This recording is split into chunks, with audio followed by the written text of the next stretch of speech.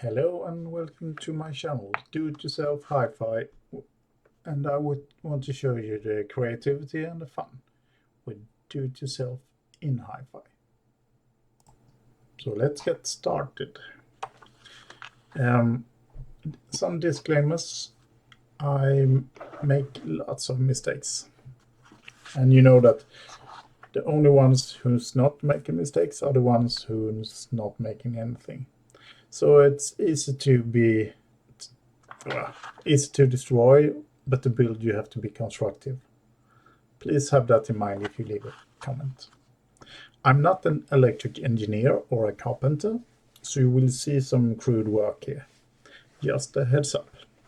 You will also note that my English is not my first language. I hope I don't mispronounce too much. And if you want to, you can like and subscribe. I will also give credit to Torel Skravesen for all the inspiration. Please check in his website if you haven't already. It is great.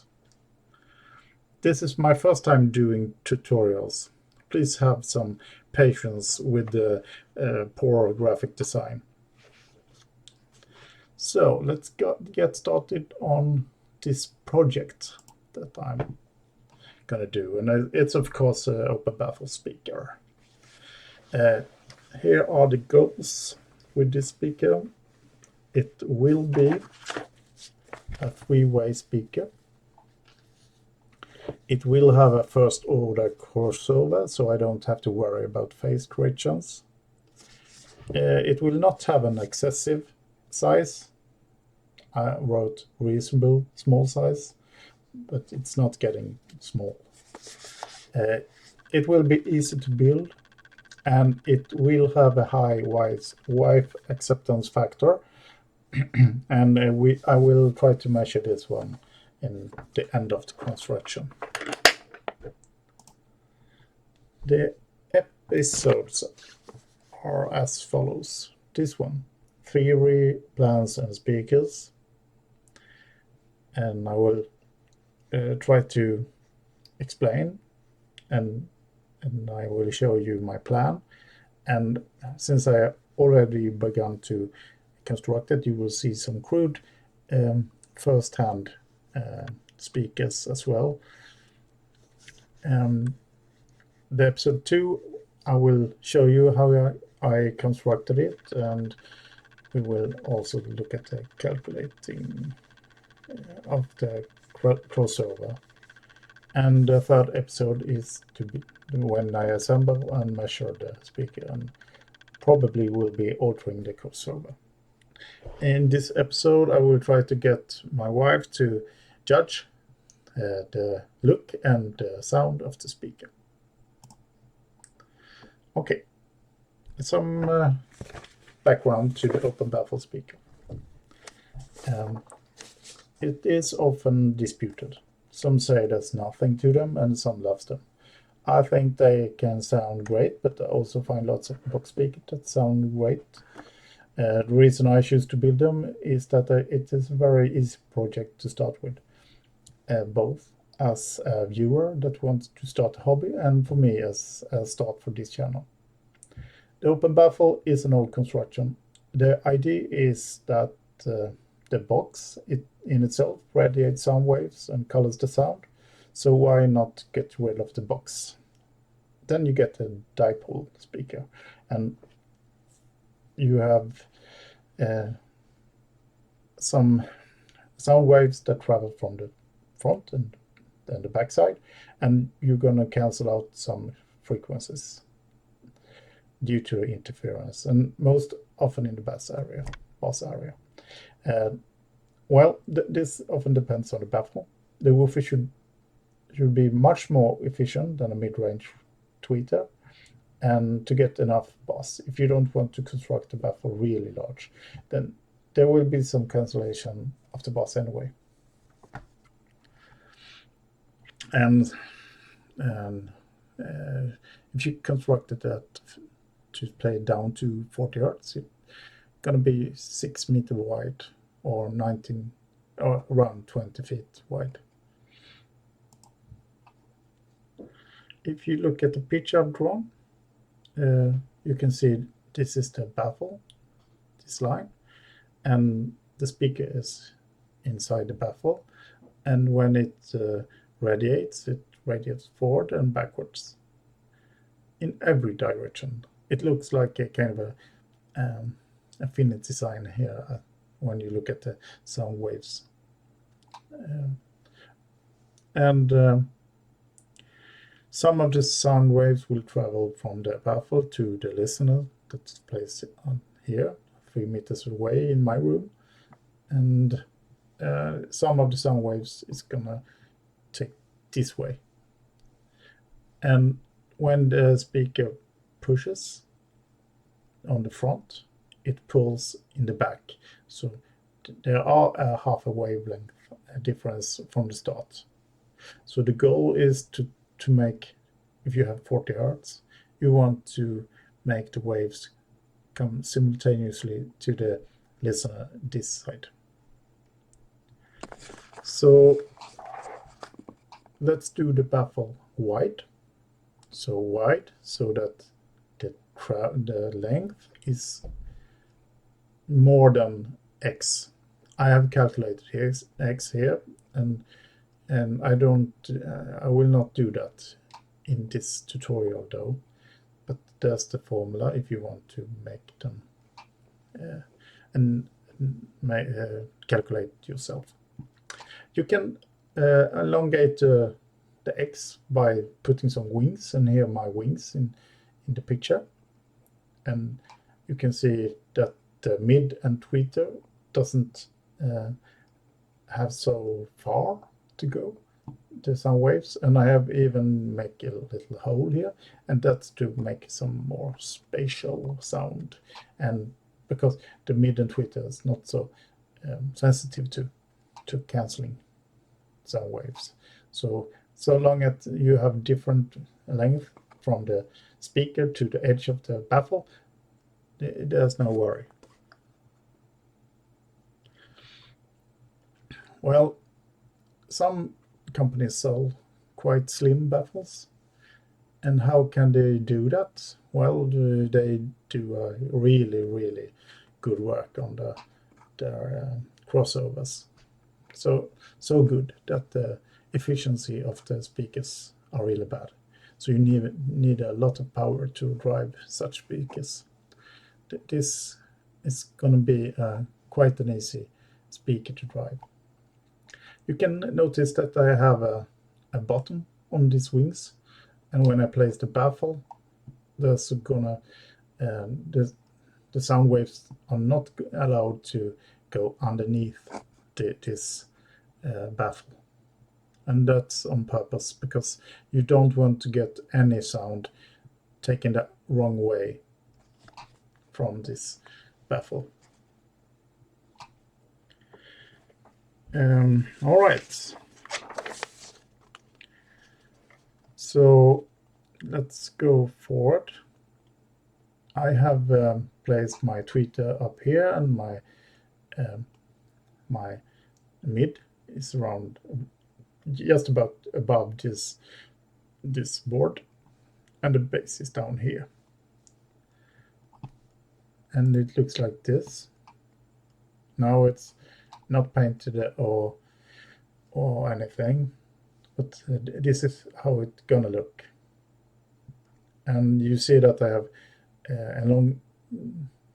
I have a distance board here to get the bass a bit forward, and this is due to the time difference. But you do want to sit here and have the sound traveling from here to your ear and arriving at the same time from these 3 different speakers, and that you can calculate kind of easy with the Pythagoras theorem, and you want to make the same distance to all of the tweeters, and you can do that by have a slope on your baffle, and for my slope I had to have 7.5 degrees, and the bass wouldn't really get so long way, no, sorry, so short distance as I wanted, so I had to get another distance here down here. And now I have to place the tweeter on the backside, and then I will get the same distance from all of the three speakers.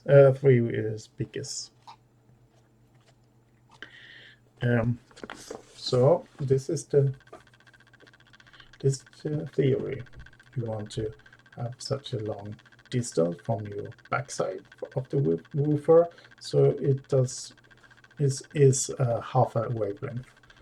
It is not half a wavelength. The theory is as well that the speaker has such a high efficiency that you cancel out some frequencies and gets a bit lower, but not all. And these two are much less efficiency than the speaker. And we'll talk about the speakers in a while. You can see this drawing, this plan.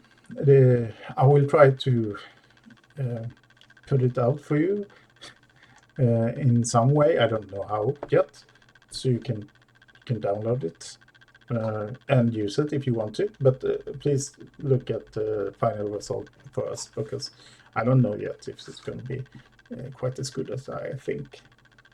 But you can notice that the woofer is in the center, and the mid and tweeter is kind of a 25 millimeters offset, 1 inch offset, and on the opposite side, it's on the other side. The offset is on the other side, so I have to have them symmetrical. And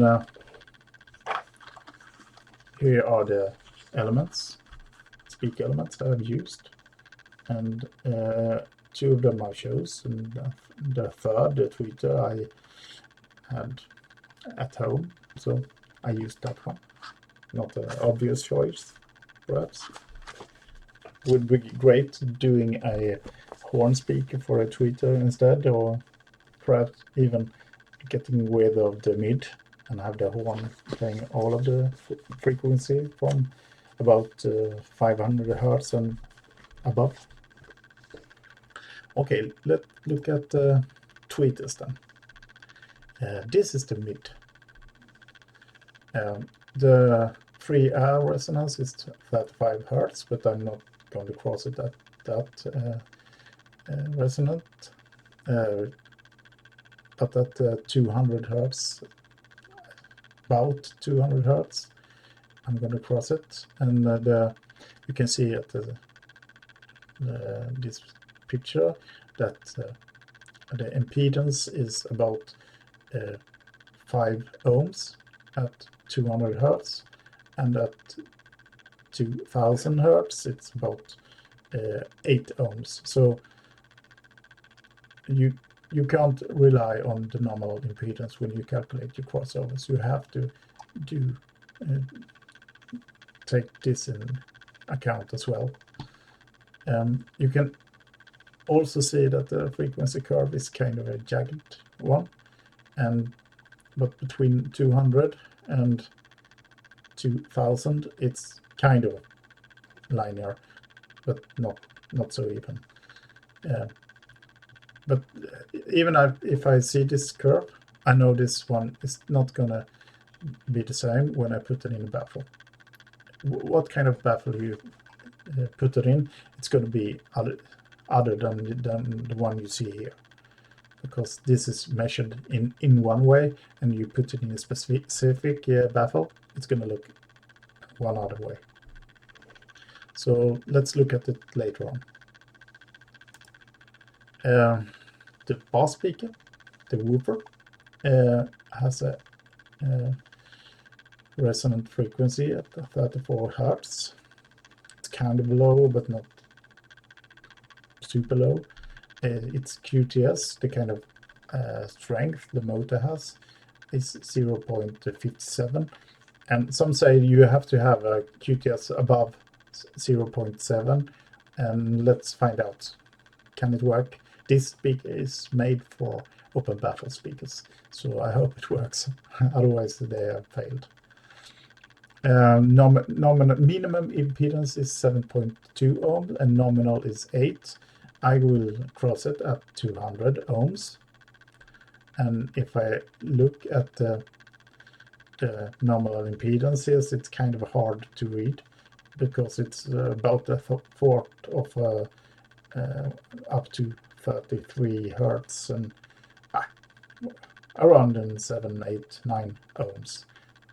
So it's kind of hard to see what I should calculate the crossover with. And the last one is the tweeter. It's kind of an old tweeter. It's a Philips AD10162 T515, and it's named T15 because the normal impedance is 15 ohms, so it's kind of a low sensitivity on it. It's good. And then you have to find a curve for this one, and I don't have one, and I don't have any equipment that I can measure it with. So I'm thinking about buying in some equipment, but later on. So I see that the rated impedance is 15 ohms, and I will settle with that one when I calculate it, because this one is the last picture I will show you. This is the conclusions. The effective woofer should create some bass anyway. The first crossover won't probably work, but we'll see. I will measure and do one crossover, measure on it, and see what did I succeed to do. Then I will change it. I will alter it so it fits the baffle. And the last conclusion is the angle of the speaker corrects the distance, ear to speak element, and therefore the time difference. And hopefully I will succeed doing this. And this is the last of episode 1. I hope you'll come back and see episode 2. Thank you very much.